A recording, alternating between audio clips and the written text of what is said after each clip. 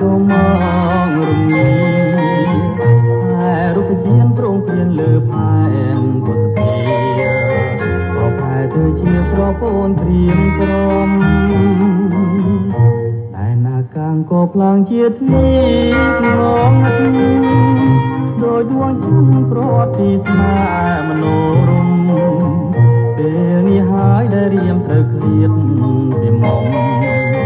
សូរិយាបាំងភ្នំស្នេហ៍ខ្ញុំអត់ន័យអូពេលទីវាវសា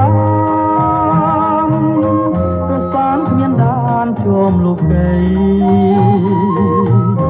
ចិនវ័យដាច់ម្លេះគ្មានប្រណី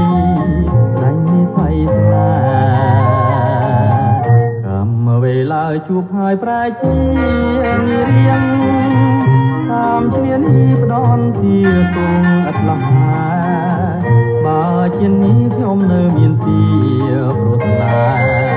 ជាក្រោយសូមតែជួបក្តីមេត្តា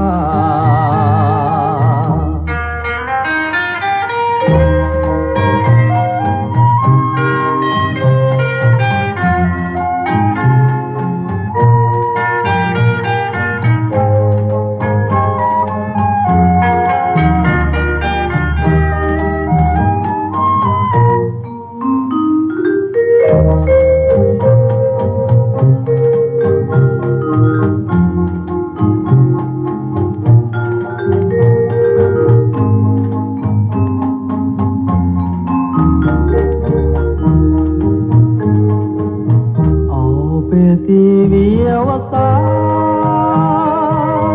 ប្រសានគ្មានដានជួមលោកីចិនវ័យដាច់ម្លេះគ្មានប្រណីដាច់និស័យស្នេហ៍កម្មវេលាជួបហើយប្រែជានារៀងតាមឈ្នានីផ្ដន់ជាទុំផ្លាបើជានេះខ្ញុំនៅមានទីប្រស្នាជាក្រោយសូមតែជួបក្តីមេត្តា